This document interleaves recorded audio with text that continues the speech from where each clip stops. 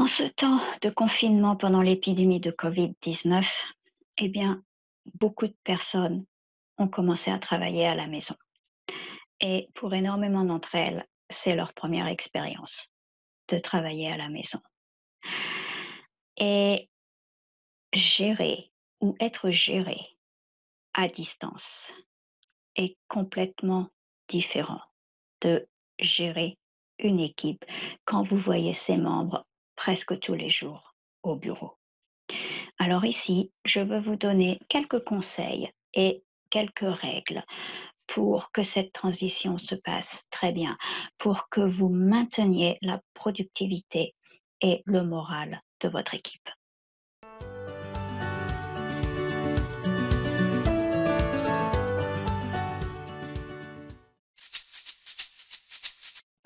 Alors tout d'abord, quelques mots sur la technologie. Bien sûr, vous avez besoin d'avoir accès en ligne à ces personnes. Donc, il faut vous assurer que tout le monde a le même accès technologique. Alors, le mieux, c'est d'utiliser des applications qui sont disponibles par votre organisation.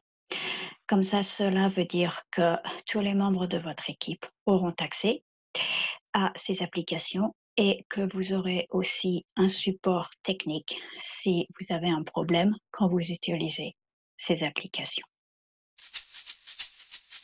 Ensuite, quand vous avez des réunions en ligne, il faut avoir des règles beaucoup plus strictes que des réunions où les personnes sont dans la même pièce. Alors, tout d'abord, à propos du point du jour de l'agenda, eh bien, il faut qu'il soit très clair, circulé à l'avance, car c'est beaucoup plus facile d'être perdu pendant une réunion en ligne. Donc, les personnes doivent savoir exactement où vous en êtes et ce qui va venir dans cette réunion.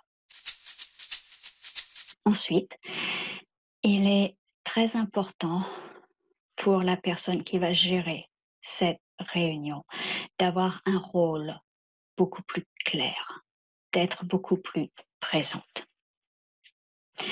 D'abord, de faire en sorte que les points du jour sont abordés dans la bonne séquence par les bonnes personnes.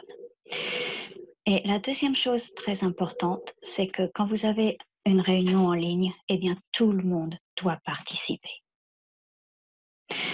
Alors, le mieux, en fait, c'est d'avoir les microphones débranchés quand les personnes ne parlent pas. Et seulement la personne qui parle a son microphone ouvert. Ça améliore la qualité du son et ça empêche d'avoir des distractions de son derrière. Mais par contre, pour la personne qui gère la réunion, il faut s'assurer, en fait, que tout le monde va parler pendant la réunion.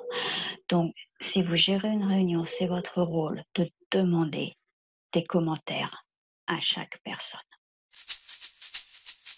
Ensuite, un type de réunion que vous voulez avoir tous les jours avec tous les membres de votre équipe. C'est juste une réunion très courte où chaque personne va dire ce qu'elle a fait depuis la dernière réunion, ce qu'elle va faire jusqu'à la prochaine réunion. Et c'est tout. C'est simplement pour s'assurer que tout le monde comprend ce qu'il doit faire et que toutes les autres personnes de l'équipe sont au courant de ce que les autres personnes font. Alors, cela va aussi être amélioré et aidé par l'introduction d'un planeur.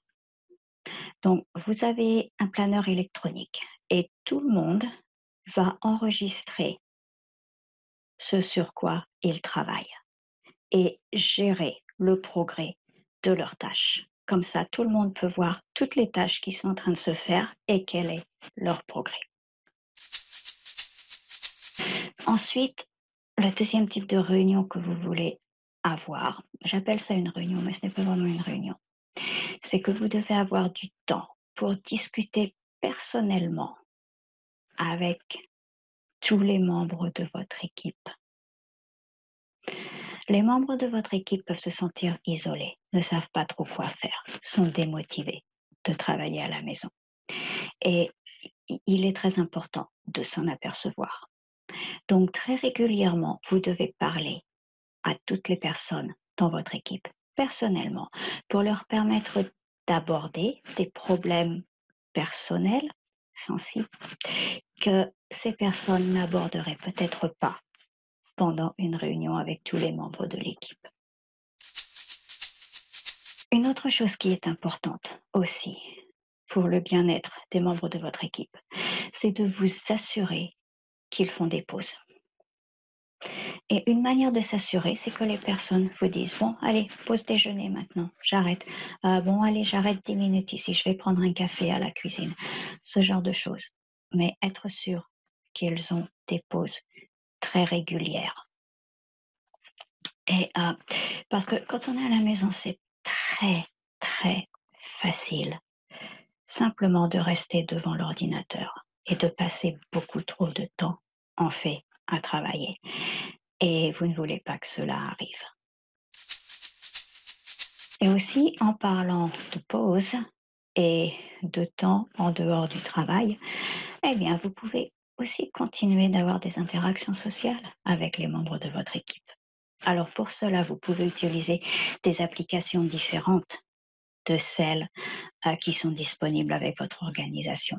Mais vous pouvez vous réunir à distance avec les membres de l'équipe et puis tout simplement pour avoir des discussions générales, jouer ensemble, faire des jeux, par exemple. Quelqu'un qui joue un instrument de musique, un petit concert, quelques minutes, c'est suffisant. Mais pour s'assurer qu'il y a toujours cette socialisation en dehors du travail avec les membres de votre équipe. Donc j'espère que ces quelques conseils vont vous aider à maintenir la productivité, mais aussi le moral des membres de votre équipe.